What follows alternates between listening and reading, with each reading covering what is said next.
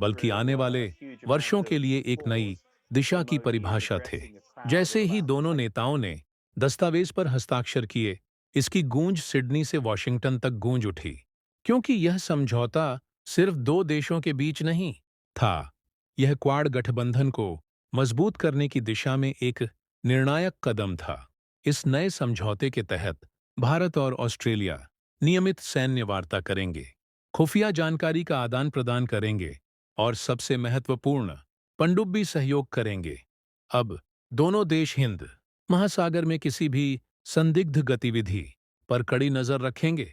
यह गठबंधन केवल रक्षा के बारे में नहीं है, बल्कि रणनीतिक संतुलन के बारे में भी है, खासकर जब चीन एक दशक से अधिक समय से इस क्षेत्र की गतिशीलता को बदलने की कोशिश कर रहा है। 2020 में जब भारत ने गलवान सीमा पर चीन का सामना किया, तो ऑस्ट्रेलिया के चीन के साथ संबंध भी संकट में थे।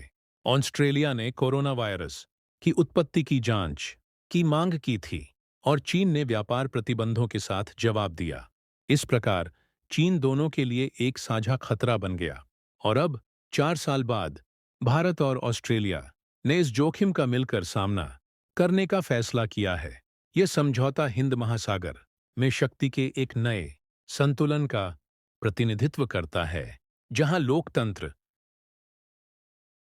दोनों देश समुद्र में होने वाली गतिविधियों का डेटा साझा करेंगे और हर गतिविधि पर नजर रखने के लिए अपने उपग्रहों और राडार का उपयोग करेंगे। इसके साथ यदि कोई संदिग्ध जहाज नशीले पदार्थों की तस्करी या जासूसी करते पाया जाता है, तो भारत और ऑस्ट्रेलिया को लक्ष्य का सटीक स्थान पता चल जाएगा, जिससे हिंद प्रशांत क्षेत्र में पारदर्शिता बढ़ेगी।